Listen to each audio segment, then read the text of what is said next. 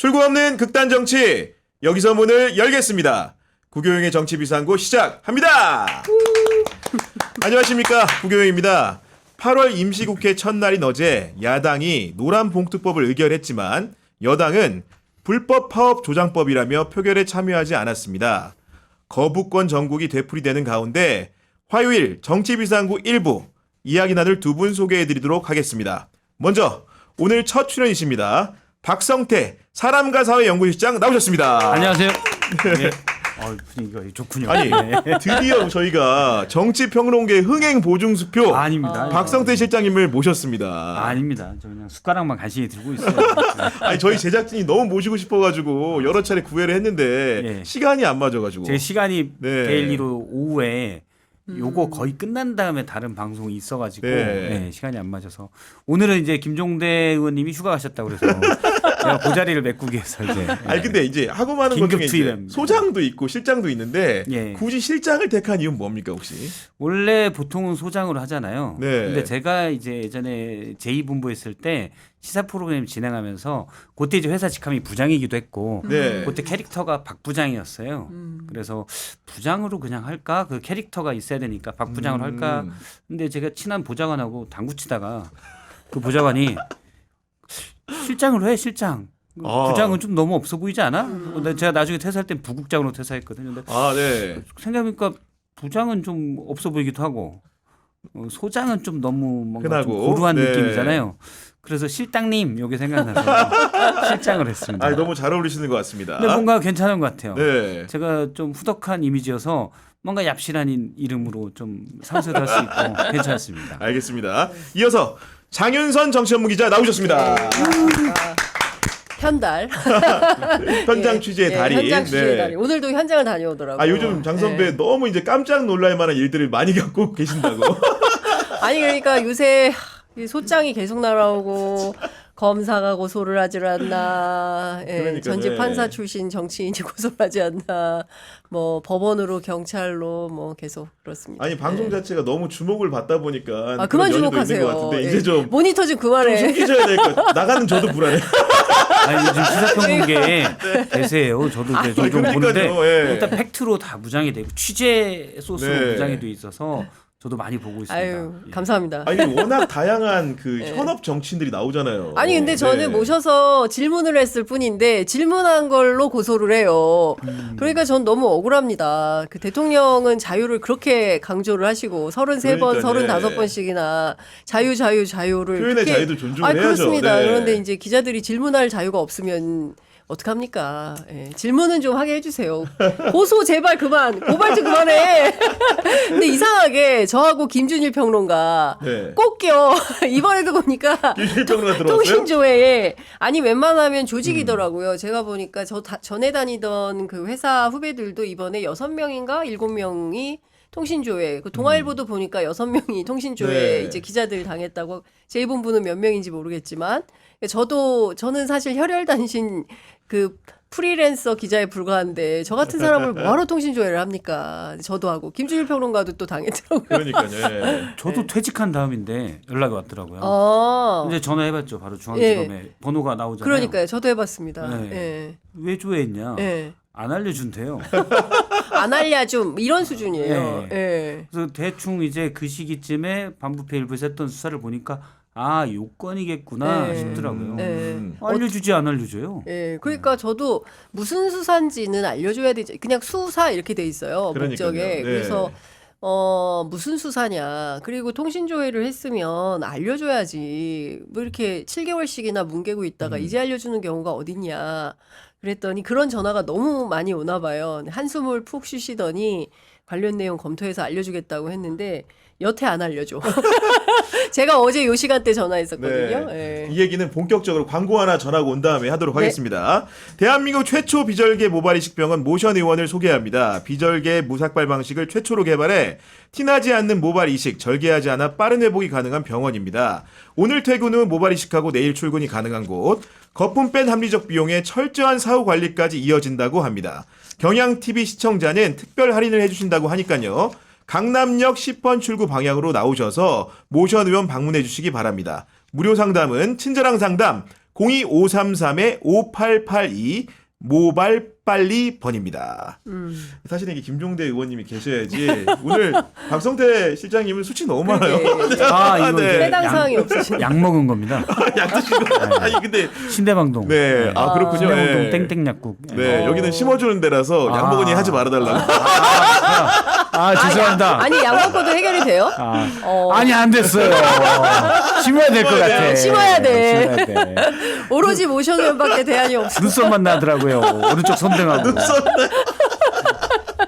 네, 오늘 현장 취재의 달인 장윤선 기자의 현장 막정막후 예. 한번 가보도록 하겠습니다. 아니 그러니까요. 그 대규모 통신조회가 있었어요. 자료도 하나 꺼내주시면. 예. 제가 이거 사찰 물음표 해주세요. 이거 물음표. 고발당해. 명토 박아서 이렇게 하지 말고. 네. 예, 물음표 물음표 있는 걸로 봐주시면 됩니다. 지금 네. 그릴까요, 이렇게? 그리셔도 됩니다. 네, 진짜로. 지금 하나 네. 그려서 사찰 이렇게. 네. 예, 아니 절일 수도 물음표를. 있잖아요 이게. 예. 절. 물음표 하나 때문에 법정 가서 할 얘기가 있어요. 그렇죠. 내가 단정한 게 아니다. 아니다. 네. 예, 사실로 적시하지 않았다. 경향신문에서 만들어준 거다. 네, 저희는 절을 만든 건데 이상하게 해석하시더라.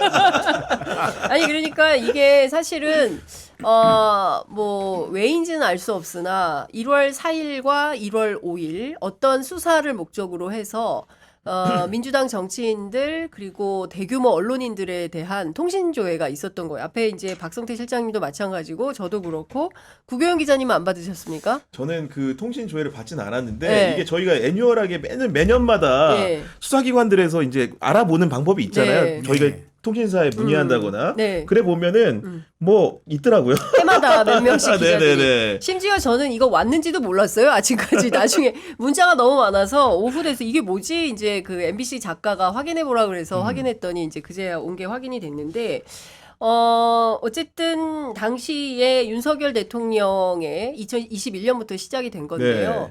윤석열 대통령의 이른바 이제 명예훼손 사건을 이제 수사하던 검찰이 피의자가 되어 있는 뭐 뉴스타파, 경향신문 네. 그리고 뉴스버스 기자들을 대상으로 조사를 하는 과정에서 이 핵심 포인트의 기자들과 통화했던 사람들을 싹 다 그 통신조회를 한 겁니다. 그렇죠. 근데 봉지욱 기자에 따르면 본인이 1년 동안 통화한 사람이 최소 3,000명 이상인데 이 3,000명에 대해서 다 통신조회를 하고 그리고 거기에서 파생된 다른 사람들까지 참고인에 대해서도 했다면 이 규모는 10만에 달할 것이다라고 주장을 하고 있고 반대로 그 뉴스버스의 이진동 대표 같은 경우에는 그 정도까지는 아닌데 알고 봤더니 고등학교 동창 친구들까지도 다 통신조회가 됐더라. 그리고 봉지욱 기자 같은 경우에도 본인의 초등학교 다니는 딸 뭐 가족들 그리고 평소에 양고기 자주 먹는데 양고기집 사장님까지도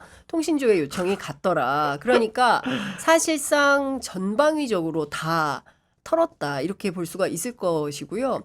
거기에 이제 이재명 대표, 뭐 추미애 대표, 그리고 민주당 주요 정치인들이라고 할 수 있는 뭐 박주민 의원, 뭐 등등등등, 네, 뭐 검찰 노정면 출신이 의원, 많이 나있더라고요. 검찰 보니까. 출신들도 네. 그러고 이 아주 굉장히 많은 규모고 뉴스토마토 같은 경우에는 최소 3,000명 정도 되는 거 아니냐라고 하는데 그 규모는 지금 파악할 수가 없어요. 그래서 민주당은 자체 조사를 했더니 최소 100명은 통신조회를 당한 것 같고 또 각 회사마다 언론사마다 몇 명이 되는지 알 수가 없어서 공신력 있는 시민단체인 참여연대 같은 데서 뭐 신고센터를 개설하고 신고 접수를 받아서 공식적으로 대응을 해야 되는 거 아니냐. 라는 얘기까지 지금 나오고 있는 건데요. 중요한 포인트는 전기통신사업법에 따라서 통신사실 조회를 하려면 30일 이내에 알려줘야 돼요. 그런데 그 사실을 도가해서 지금 저 같은 경우에는 1월 4일에 그 통신조회를 했는데 8월 2일에 알려준 거거든요. 그러면 무려 물경 7개월 동안이나 검찰에서 뭉개고 있다가 알려준 거예요. 그런데 검찰에서 무조건 이렇게 한 게 아니라 석 달에 한 번, 두 번 연장을 할 수 있어요. 5가지 사유가 있는데 그 중에 하나가 뭐냐면 테러의 위험이 있거나 뭐 이런 등등의 요지가 있는 거예요. 증거인멸의 사유가 있거나 뭐 도주 우려가 있거나 뭐 이런 등등인데 제가 관련해서도 어제 취재를 하면서 도대체 이 5가지 사유 가운데 어느 항목에 내가 해당되는 거냐 그랬더니 역시 한숨을 길게 쉬면서 확인해서 알려드리겠습니다. 안 알려주고 있어요. 그러니까, 그러니까 네. 좀 이해가 안 된다. 검찰의 이런 태도들에 대해서. 그래서 지금 어떤 얘기까지 나오냐면 이거 이렇게 무차별적으로 인권 침해 소지가 있는데 아무나 이렇게 다 할 수 있도록 하지 말고 쉽게 또 정보 들여다보게 할 수도 없기 때문에 영장을 통해서 통신 조회할 수 있도록 해야 된다. 예전에 저희들 취재할 때 경찰에 주민번호만 나오면 다 알려줬어요. 그 사람의 입장상. 이제 그런 거 안 되잖아요. 네. 저 개인정보보호법에 따라서 마찬가지로 이 통신 조회에도 그런 제도적 절차가 필요하다. 이런 얘기가 나오고 있습니다. 저희야 그나마 이제 기자를 업으로 했던 사람들이기 때문에 네. 이런 뭐 받게 되면은 뭔가 좀 전화도 해볼 수 있고 대안권이 좀 있는데 일반 사람들은 벌벌 떨 수도 있지 않습니까 이게? 그렇죠. 예. 저도 처음엔 보이스피싱인가? 라고 했는데 아, 예, 전화번호를 검색해 보니까 맞더라고요. 반부패 일부 네. 맞아가지고 했는데 일단 사실 쫄리게 되죠. 저도 하다가 전 기자인데 이게 왜 통신사실 조회가 왜 이렇게 자료 조회가 된 겁니까?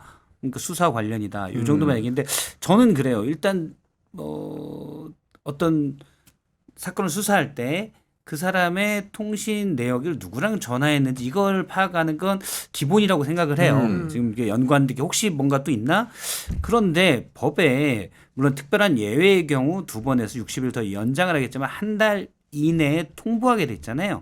사실 통보하게 한 건 저는 그렇게 봅니다. 너무 무분별하게 하지 말아라는 그렇죠. 방어 네. 브레이크라고 봐요.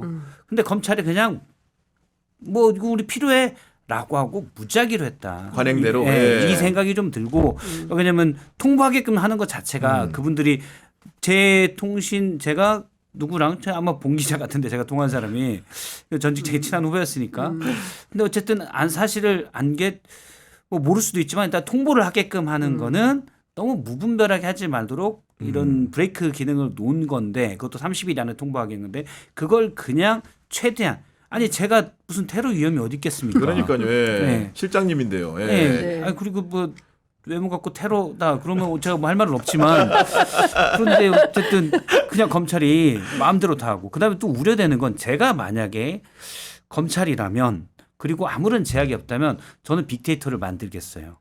이렇게 피의자나 뭐 할 때 다 영장해서 그 사람의 통화 내역을 쭉 뽑잖아요.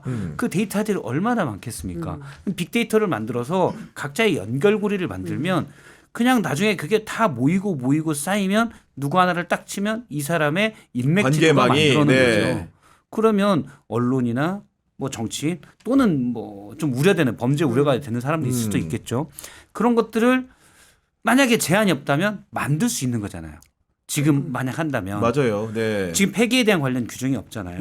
그러면 그게 사찰이에요, 사실상. 그게 사찰이죠. 예, 그 사찰이 되는. 그래서 저는 이 규정부터 좀 개정을 해서 한 달 안에 좀 더 시간을 당겨도 되고 바로 통보를 해줘라. 무분별한 이런 조회를 막기 위해서. 그리고 한 다음에 바로는 남아있는 가지고 있을 수 있는 좀 더 알아볼 수 있는 데이터들은 뭐 영장을 청구해서 확보를 하든지 하고 한다구나. 무조건 폐기를 하도록 해야 된다.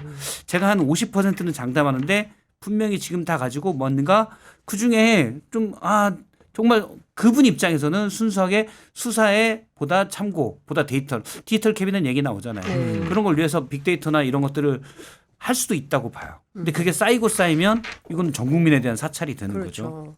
아니, 그리고 그러니까 이 중요한 네. 포인트는 이런 거예요. 그러니까 검사들의 수사 편의 때문에 전 국민의 정보가 이 휴대전화 내용이 털리고 있다. 이거는 심각한 거라는 거죠. 좀 다소 검찰들이 수사하기에 불편하다 하더라도 인권이 보장되는 방향으로 수사의 원칙이 바뀌어야 되는 거지. 검사들이 수사하기 편하자고 전 국민의 정보를 다 털어가도 된다. 이건 아니지 않습니까? 이제 그런 지적을 해야 될 것 같고요. 말씀하신 대로 지금 그 폐기 규정이 없고 그렇기 때문에 경우에 따라서는 이제 봉지욱이라는 기자가 있고 또 이진동이라는 기자가 있어요. 그러면 봉지욱이라는 사람을 놓고 인맥 지도가 가능해지잖아요. 이 맞아요. 사람이 어느 시기에 누구랑 자주 통화를 했다. 그리고 이진동이라는 사람은 또 누구랑 통화를 했는데 이 둘 간에 어떤 연관 관계가 뭐 예컨대 뭐 이건 사실이 아닙니다. 예를 들어서 이재명이다. 그러면 그 연관성을 가지고 추적을 하면서 수사를 하려고 하는 거잖아요. 근데 이게 이런 방식으로 무작위하게 털지 않으면 그 사실을 알 수가 없는 거 아니겠습니까? 근데 이런 방식으로 수사를 하는 게 편할 수는 있어요. 그리고 말씀해 주신 대로 디넷에 다 차곡차곡 쌓아놨다가 잠깐만 그때 누구 번호 딱 넣어가지고 했더니 아 그때 이런 사실이 있었네라고 추후에라도 수사 정보로 활용할 수가 있게 되는 거죠. 그러니까 언제든지 검찰 편의에 따라서 필요한 정보를 디넷에서 꺼내서 수사할 수 있도록 하게 한다면 그 자체로 이것은 민간인 사찰에 해당되는 것이고 이게 어제 오늘 나온 게 아니에요. 2016년 박근혜 정부 시절에도 한겨레 신문 기자를 포함해서 민간인 500명이 이거 상당히 심각한 위헌 소지가 있다 해서 헌재 예비헌 심판도 제기를 하기도 했었어요. 그리고 2021년도에는 윤석열 대통령이 대노하기도 했었습니다. 그렇죠. 이거 미친 짓 하는 거 아니야? 이 사람들 제정신이야? 이러면서 야단을 쳤단 말이에요. 개슈타포들이나 하는 짓이야. 어떻게 이렇게 할 수가 있어? 이거는 국회의원들에 대한 사찰이요, 국민에 대한 사찰이다라고 격분을 하셨단 말이에요. 똑같은 일이 지금 재현이 된 겁니다. 그러니까 그때나 지금이나 검찰의 그 수사 편의를 위한 이런 것에 대해서 그 어떤 제도적 장치가 마련이 안 됐던 거예요. 그래서 지금 박주민 의원실에서는 부랴부랴 이것에 대한 뭐 영장을 통해서 하든 뭐 대안입법을 마련하고 있다고 하는데 또 국회에 검찰 출신들이 많이 있잖아요. 그래서 될지는 모르겠습니다. 예. 아니 이게 또 인권의식하고도 약간 관계가 된 것 같아요. 결국은 사람이 누군가가 받으면 불안해할 수 있다. 이런 상상 자체를 안 하기 때문에 그냥 무작위로 정해진 날에 일괄 통지를 하는 거 아닙니까? 이 보면은. 그렇죠. 네. 그렇죠. 그런 부분들이 너무 서비스적인 마인드가 물론 검찰청이라는 데가 수사기관이긴 하지만은 그런 생각이 너무 없는 게 아닌가 이런 좀 생각도 좀 하게 되거든요. 이게 이제 말씀하신 데도 있고 아까 지적하신 것처럼 내로남불이죠. 윤석열 대통령이 후보 시절에 공수처가 통신 자료 조회를 한 것에 대해서 미친 짓이다라고 했는데 그 미친 짓이라고 얘기한 사람의 명예훼손 관련돼서 이것을 미친 짓을 또 하고 있는 거잖아요. 그렇죠. 이거는 그러면은 미친 짓이라고 했던 사람의 명예를 지키기 위해서 미친 짓을 하고 있는 미친 짓이에요. 네. 근데 부정이 부정하니까 뭔가 좀 참인 것 같기도 하고 그런 느낌도 아니, 그러니까 살짝 오는데 이게 보니까 미친 네. 짓의 어떤 미친 짓이라고 하니까. 돌림 노래 무한반복에 네. 이제 궤도에 들어섰나라는 생각이 좀 들기도 하고 이 제도적 대안을 마련해야 되는데 그에 대해서는 또 지금은 입국다시예요.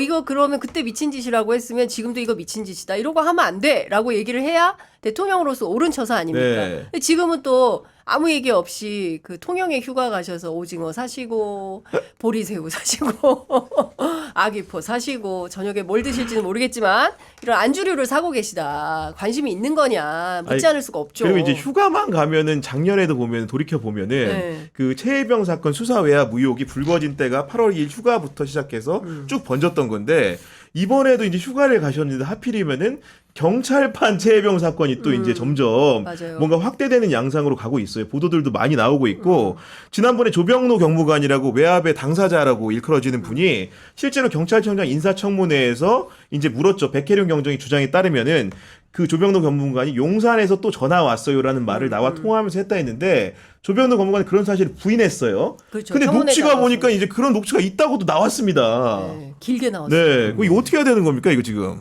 거짓말 한 거죠. 네. 그러니까 처음에는 전 그럴 가능성도 있다고 봤어요. 그러니까 예를 들어 조병도 경무관이 본인의 말처럼 본인이 인천공항에 단장으로 있었기 때문에 인천공항하면 관세 하잖아요. 관세청 사람들이 있으니 거기서 요청을 받고 그래도 경찰권이니까 자기가 그래도 경무관 위치니까 전 또 영등포 서장이니까 얘기해서 야 브리핑 자료에서 요거 좀 빼줘. 그냥 요 정도의 민원이지 않을까. 사실 그런 민원들은 또 조금씩 있습니다. 있죠. 네. 그래서 근데 물론 잘 안 들어줘야 맞는 거죠. 그런데 그 정도일까 않을까 생각을 했는데 수사 전담팀 해체되고 지금 뭐 하시는 겁니까? 라고 얘기했던 백현웅 경장은 지구대장으로 그러니까 지구대장 가고 좌천. 요거는 경찰청장이 얘기를 했어요. 뭐 좌천이라고 봐야 된다. 그리고 수사 외압을 행사했다고 그래서 조병로 경무관에 대해서 징계하라고 했는데 그거는 경찰청장이 얘기한 건데 불문으로 그냥 인사혁신처에서 종결돼 했어요. 버리고 이거는 그냥 경무관이나 치안감 또는 경찰청장의 요청 사항도 묵살됐기 때문에 그보다 더 높은 곳에서 외압이 행사됐구나. 이런 의혹을 갖기에 충분하죠. 이게 직위가 청장보다 더 높을 수도 있지만 물론 용산에 있는 사람들은 뭐 비서관급만 돼도 좀 높다고 하니까요. 어떤 자리에 네. 따라서 예를 민정수석실에 있으면 자리에 따라서 좀 그런 외압을 행사할 수는 있지만 어떻게든 지금 이게 나온 지가 며칠 됐잖아요. 그러면 당연히 경찰청장이 어떤 게 이게 외압이 됐는지 진위를 밝히겠다. 대국민 사과를 하고 요게 순서예요. 그런데 그냥 말 빼고만 있고 관세청 몇 명 입건했다고 그러고 네. 대충 꼬리 자르기 하려고 하는 것 같아서 이거는 그러면 우리는 그러면 더 의심을 하죠. 그렇죠. 정말 더 막아야 되는 누군가가 있나? 이런 식으로 하니까 국정 운영이 안 되는 거예요. 아니 작년 10월에 그러니까 그 브리핑하는 과정에서 전화를 이제 몇 번 주고받았다는 거 아닙니까? 조병노 경무관도 하고 네. 영등포 서장도 당시 형사과장이었던 백혜룡 경정관이 또 외압을 행사했다는 의혹이 있는 네. 건데 그런 상황에서 세관 수사가 지지부진하다가 갑자기 일 터지니까 7명을 입건을 합니다. 이게 또 보니까. 그렇습니다. 근데 말씀해 주신 대로 이 사건은 최혜병 사건하고 굉장히 닮아 있는데요. 첫 번째로 그 수사 외압이 동다발로 여러 군데에서 옵니다. 말씀해 주신 대로 영등포 경찰서 서장, 네. 용산에서 특별한 관심을 갖고 있다. 아주 안 좋게 보고 있다. 이 무슨 얘기지? 라는 용산이 여기서 왜 나와? 이제 이런 고민을 해야 하지 않겠습니까? 그리고 나서 서울청에 형사과 관련된 마약계 계통에 있는, 네. 에서 또 연락이 오죠. 그리고 이제 전혀 상관이 없는 그 조병노 경무관으로부터도 이제 연락이 오는 겁니다. 처음에는 그냥 일선 그 수사 담당하는 형사이기 때문에 이 사건에 대해서 지대한 관심을 갖고 있나 보다라고 오해할 수도 있는데 생각하면 생각할수록 이거는 좀 문제가 있어 보이는 상황이 되는 것이죠. 그리고 더 중요한 포인트는 사실 마약과의 전쟁을 선포했던 윤석열 정권 아니겠습니까? 그리고 한동훈 법무부 장관이 얼마나 국회에 와서 세게 그러면 마약 사건 수사하지 말란 얘기입니까? 그래서 조금 더 하셔야 될 것 같아요. 네. 장 소장 그걸 네, 잘하는데. 좀 그러니까 아니, 장성철 소장 따라하려면 멀었어요. 그러면 마약 사건을 우리가 수사하지 말란 말입니까? 죄송합니다. 예. 저도 연습하는데 좀 안 돼요. 여기서 열심히 연습하세요. 예. 아니 근데 제가 이러면서 인간 복상인데 잘 안 돼. 야간. 하여튼 굉장히 정부에서 관심을 갖고 들여다보고 이런 엄청난 사건을 수사했어. 세상에 다국적 마약 조직이 무려 74kg이나 되는 필로폰을 들여왔으니 액수로는 2,200억 원에 그리고 무려 235만 명이 투약할 수 있는 분량이면 이거는 치아하고 훈장 주고 막 해야 그렇죠. 돼요. 네. 그런데 말씀해 주신 대로 좌천시키고 이 사건 수사 사실상 그 무마 혹은 또 외압을 행사했던 당사자들은 또 다 영전을 하지 않습니까? 그러니까 그 상황에서 이거는 부조리하고 공정과 상식이라는 것이 애당초에 없었던 거 아니야라는 반발심을 갖게 만드는 사건이 된 것이고요. 이렇게 사건이 일파만파되고 국회에서 청문회 과정에서 드러나고 아시는 것처럼 뭐 조국혁신당 여러 정당에서 이거 안 된다. 이거 국정조사해야 된다. 이 세관 마약 사건은 너무 수상하다. 그리고 세관이 개입이 됐다는 것 자체만으로도 이거는 경악을 금치 그렇죠. 못하는 사건이고 세관 직원들이 길을 터준 거잖아요. 마약 사범들 조직들에. 그 있을 수가 없는 일이 벌어진 거 아닙니까? 그러면 엄단하고 수사해야 되는데 그게 아니라 중간에 여러 단계에서 모종의 외압들이 행사됐어. 왜? 그런데 거기서 용산이 나와? 왜? 이런 질문들이 계속 생기는 거잖아요. 그래서 국회 차원에서 청문회를 하든 또 국정조사를 하든 이거 확인이 필요하다라는 단계로 나아가니까 불효불급하게 경찰이 나서서 일단 7명을 입건을 그러니까 불 끄고 급하게, 급한 불 끄고 급한 불을 일단 끄고 그리고 문제가 됐던 조병노 경무관에 대해서는 인사조치한다는 거예요. 근데 경찰 얘기가 참 웃겨요. 인사조치는 하는데 수사외압은 절대 없었다. 수사외압 없는데 왜 인사조치합니까? 이런 이상한 질문들이 계속 본인들이 파생되는 거예요. 이제 징계한 그 징계 경위서 이런 거 보면은 경징계를 맨 처음 청구했다는 거죠. 인사혁신처에 보면은 거기도 보면 여러 내용이 나오는데 기본적으로 수사권 조정 국면 이후에 이런 사건 문의만 가지고도 중징계를 하고 직무고발을 하도록 돼 있어요. 그러니까 말 그대로 외압이라는 건 정말로 이렇게 방향을 정해준 건데 직원 간의 사건 문의도 금지하는 지침이 있는데도 불구하고 이분이 이렇게 불문 처분을 받았다는 거는 납득이 안 가는 거 아닙니까 이게. 이건 뭐 제가 사실 확인은 못했는데 일단 해당 경무관의 얘기는 거기에 대해서 거기에 경무관급 이상은 해당이 안 된다. 얘기를 했다고 하더라고요. 그게 이제 맞는지 어쨌든 규정상은 제가 확인을 못했습니다. 경무관급뿐만 아니라 일선 경정 뭐 이런 분들도 다 해당이 된다고 네. 경찰들은 얘기하더라고요. 예.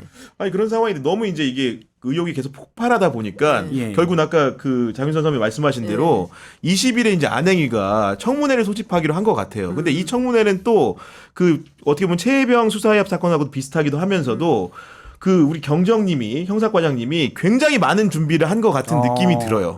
일단은 공개되는 녹취들을 찬찬히 보고 있자니 네. 정말로 준비한 것 같은 느낌이 든다. 아니 평생 수사한 분인데 네. 그러니까 박정훈 대령하고 같아요. 박 단장도 사실은 그 병과가 수사잖아요. 이분도 그 수사만 평생 한 사람이에요. 그러니까 그런데 수사 외압을 받았잖아요. 그런데 이거 자체로 처음에는 이게 뭐지? 이렇게 하다가 머릿속에 하얘졌다는 이제 언론 보도가 나왔는데 이거 준비하겠다라는 판단을 했겠죠. 그렇다면 당연히 그때부터는 어떻습니까? 기자들도 취재 들어가면 그때부터 기록을 챙겨놓기 시작하는 거잖아요. 마찬가지로 저는 하지 않았을까 싶고 상당한 준비를 했다면 네. 지금부터는 반격이겠죠. 그러니까 반격의 시간이 올 것 같은데 우리 대통령이 그걸 아는지 모르는지 아까 말씀하신 대로 휴가에 지금 가 있는 상황인데 휴가 첫날 행보도 지역적으로 좀 약간 좀 흥미로웠어요. 하고 마는 데 중에 이제 어떻게 보면은 그 통영을 갔다는 거 아닙니까? 그렇죠. 통영 중앙시장을 가가지고 상인들 만나고 인사 나누고 이런 부분들이 언론에 대대적으로 다 보도가 됐는데 하필이면 이 지역구 국회의원이 정점식 전 정책위 의장입니다. 예. 이거는 누구 보라고 간 걸까요?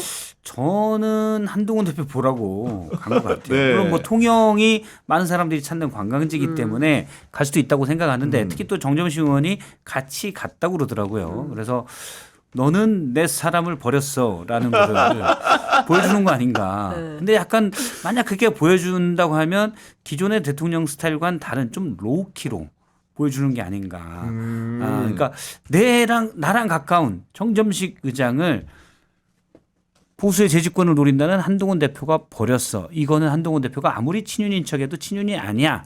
라는 메시지를 한 번 더 던진 게 아닌가. 굳이 해석하자면 통영에 보리새우를 먹으러 순수하게 갈 수도 있다고도 생각해요. 네. 그런데 저희가 이제 정치적 해석을 좀 덧붙이자면 요럴 가능성도 있다. 그 정도인 것 같습니다. 아니 그러면서 이제 어제 보면은 김종혁 이제 그 조직부총장 하시다 이번에 또 네. 신명기 최고위원 됐는데 언론인 출신이시잖아요. 그분 같은 경우에도 이제 정점식을 화두로 해가지고 원래는 그냥 시키려고 했다. 네. 근데 친윤회에서 저렇게 나와가지고 우리가 교체한 것처럼 얘기했는데 네. 이거는 좀 약간 골 지르는 거 아니에요? 예. 그러니까 저는 굳이 그런 얘기를 왜 했을까? 서로 싸우자는 건가? 이제는 싸울 결심을 했나?라는. 그러니까요. 예. 예, 이제는 결투다. 칼집에서 칼을 꺼내기 시작했다. 이제 이런 해석이 가능할 정도의 이제 주장을 한 건데요. 지고 싶지 않은 것 같아요. 한동훈 대표 쪽도.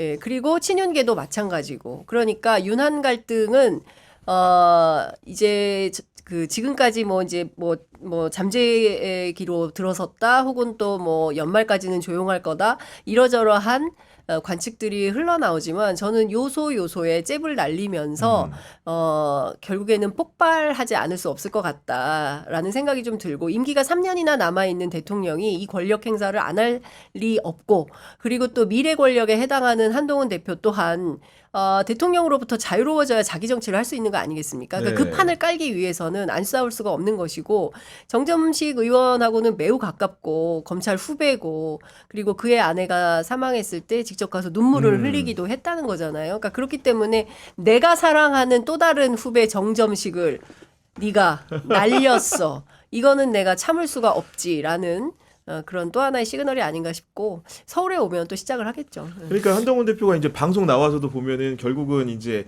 여러 가지 얘기는 당정 관계에 대해서도 과거에는 소극적으로 목소리를 내다가 뭐 TV조선인가 유튜브 채널 나와가지고 한 얘기를 들어보면은 그 대통령 만나는 것도 독대한 것도 내가 만나자고 했다라든가 그러니까. 이런 얘기들을 서슴없이 하기 시작을 했더라고요. 달라진 관계를 예비하는 걸까요? 그거는 이제 본인이 적극적으로 대화에 나서는 모습처럼 보이려고 하는데 대통령과의 면담은 들어보면 정진석 비서실장이 일단 만든 거고 형식만 전화를 먼저 하는 형식.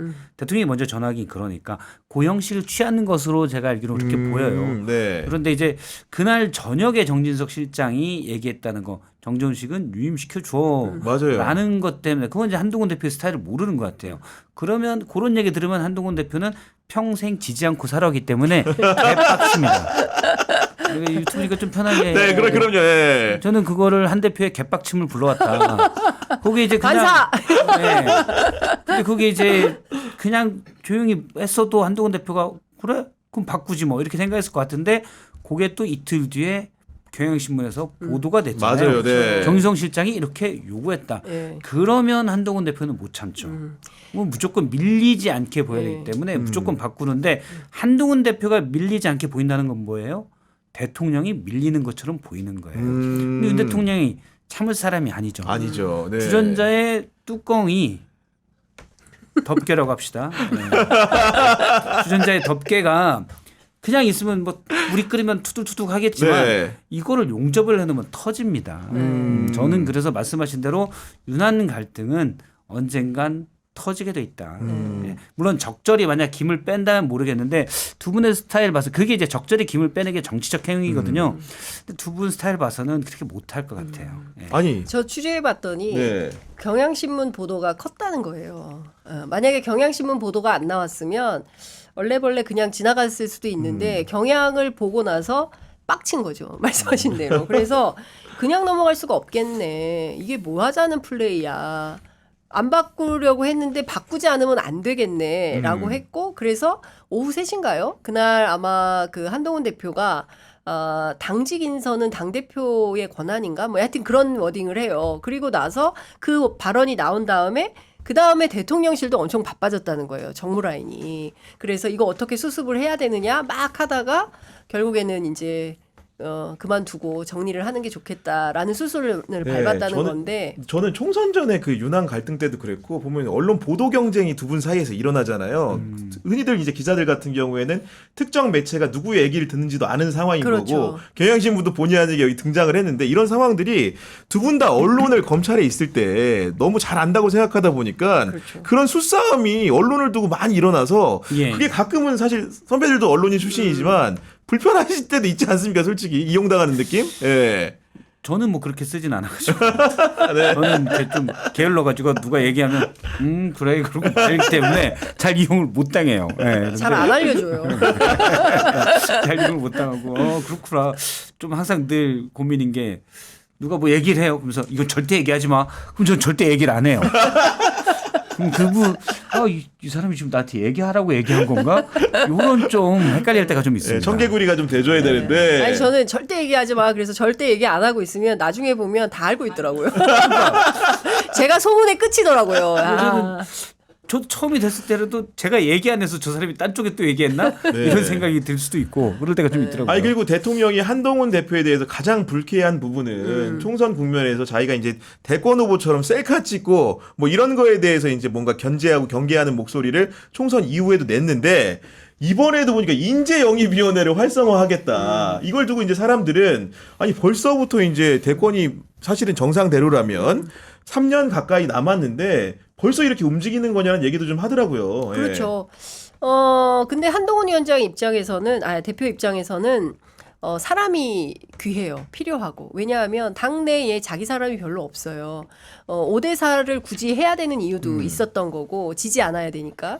그리고 두 번째는 현역들 경우에 재선 이상 대체로 영남권에 많이 포진이 되어 있는데, 한동훈 대표와 친한, 소위 친한계로 분류되는 의원들이 거의 없는 거예요. 그래서 이번에 새로 정책위 의장을 사선의 대구 출신의 김상훈 의원을 앉힌 것도 사실은 현역들을 위한 포석이고 한 대표가 제일 좀 두려워하는 게 의총이라는 거예요. 의총에서 뭔가 뒤집어 엎어져서 자기 리더십에 손상이 생기면 이건 또 경우에 따라서 지지율 폭락이라든가 리더십 손상이라든가 이런 걸로 이어질 수 있기 때문에 그걸 굉장히 두려워한다 얘기를 하더라고요. 그러니까 중요한 포인트는 김상훈 의원을 앉혀서 좀 새롭게 친한계를 좀 만들어야 되고 이번에도 보면 영남계들이 그러니까 뭐 대구 혹은 또 부산 경남 이 지역에 있는 의원들이 많이 또 들어오지 않았습니까? 조직으로.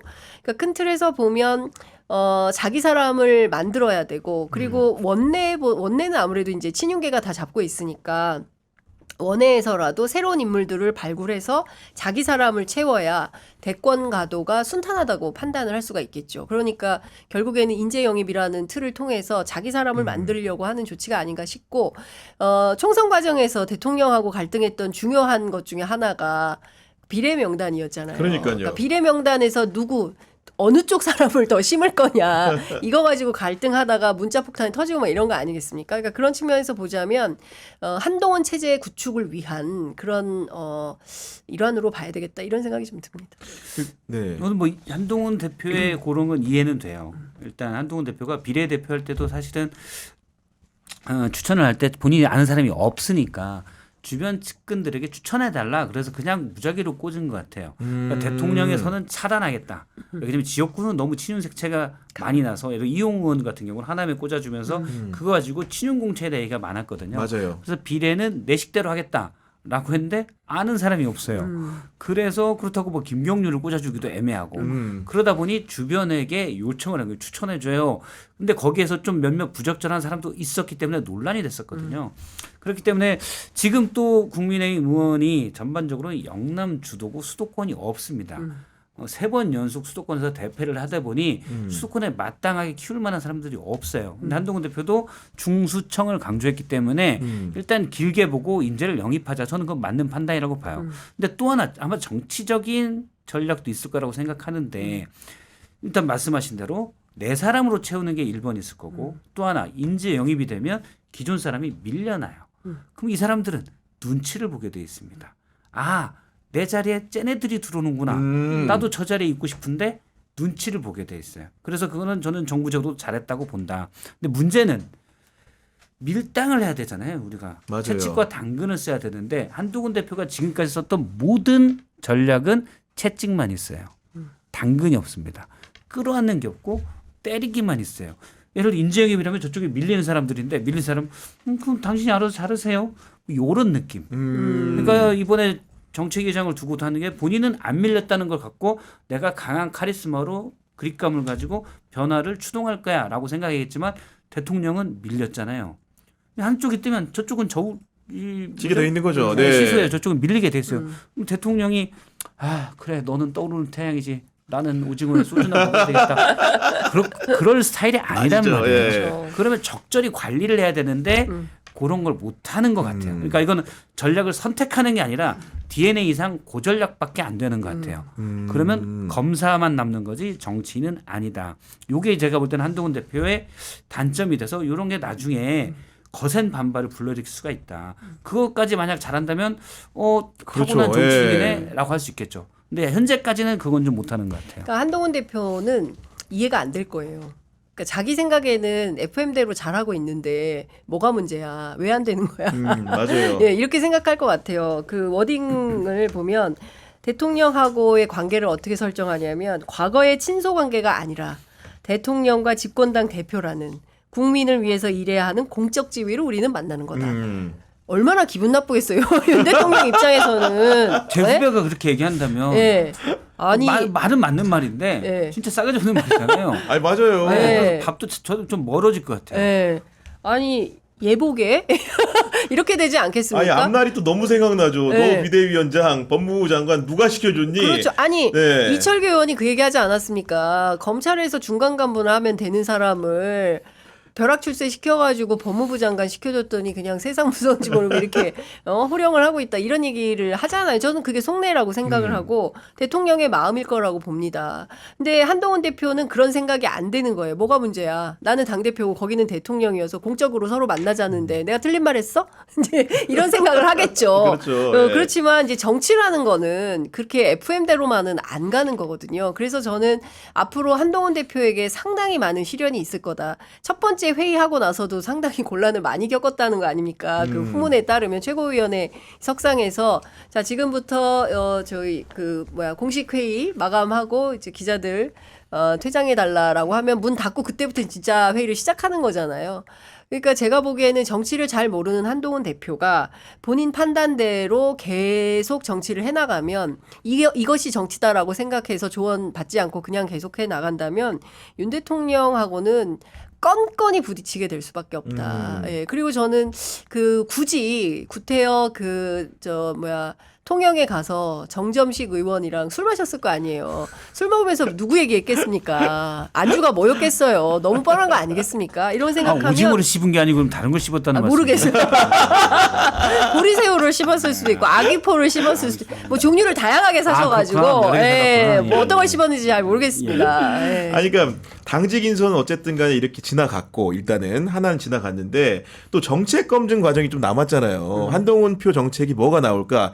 일단은 처음에 특검법 어떻게 될까 얘기가 나오다가 그 나라 상황이 워낙 어렵고 증시도 폭락하는 상황이 있고 TMF 사태도 있고 하다 보니까 그런 부분에 당정 간에 뭔가 협력하는 모습 보여주는 것 같고 그리고 금융투자 소수대 같은 경우에도 당에서 정부에서 얘기한 대로 당이 좀 추진하겠다 이런 얘기를 좀 강하게 좀 밝힌 것 같아요. 어쩔 수 없는 선택이겠죠, 그거는. 저는 한동훈 대표가 정책적 내공이 깊은 것 같지는 않아요. 근데 약간의 감각은 있는 게 예를 들어서 계속 국민 눈높이를 신경 써서 저번에 이제 TMF 사태, 티몬과 IMF 사태에 대해서 정무에서 현안 질의를 했는데 제가 알기로는 그 현안 질의를 요청한 게 한동훈 위원장이에요.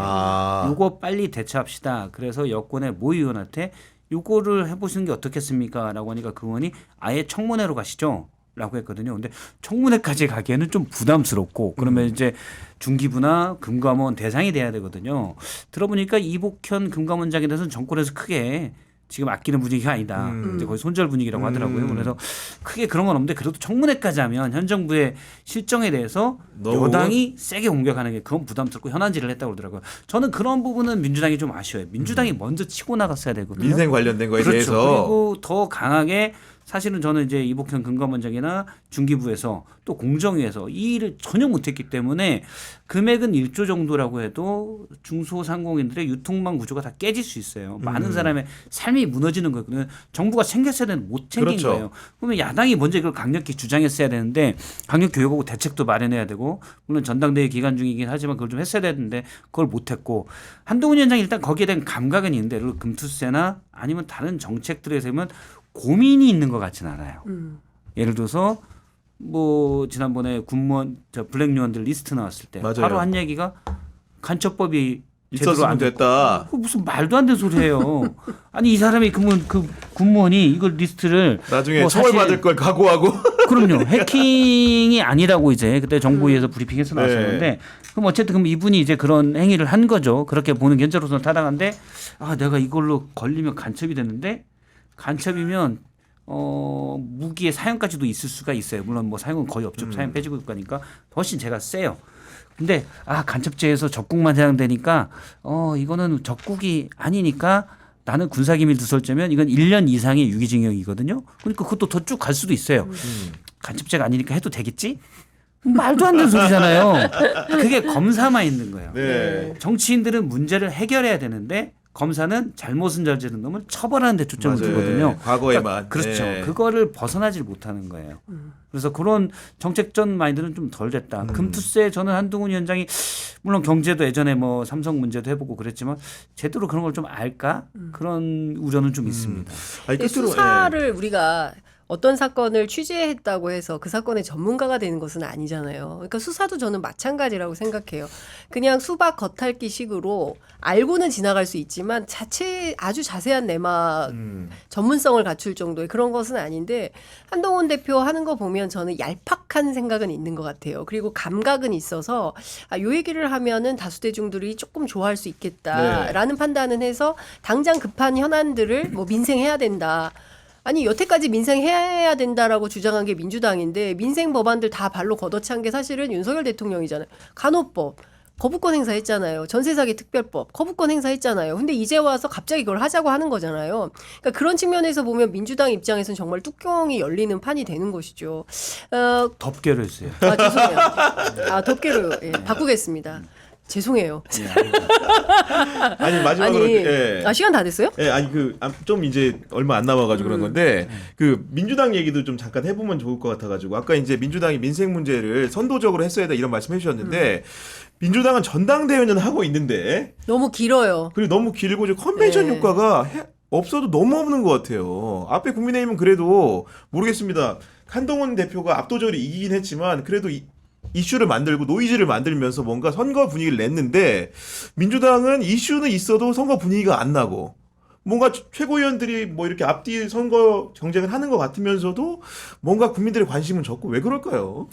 저는 이제 제 철학 중에 하나가 인생이나 정치나 뭐 정치는 굳이 생각하지 않지만 뭐 정치권 제가 걱정할 것도 없죠. 딱히 일이니까 지금 하는 거고. 근데 복잡계의 세계다. 세옹지마가 무지 많다라고 생각해요. 그래서 위기가 있으면 그 위기를 온전하게 느껴야 그다음에 거기서 개선책이 나온다라고 생각을 해요. 그런데 민주당의 지금 전당대회는 전 일종의 위기 신호라고 봐요. 시그널이 있습니다. 일단 당원들의 투표율도 낮고 관심도 별로 없고 전당대회에서 원래 선거라는 건 서로 경쟁을 하면서 잘못된 점에 대해서 얘기를 하고 거기서 치열한 논쟁을 하고 개선책을 만들어내는 과정이거든요. 그래서 선거가 민주주의의 꽃이라고 얘기하는 건데 그런데 그런 모습들이 잘 안 보이잖아요.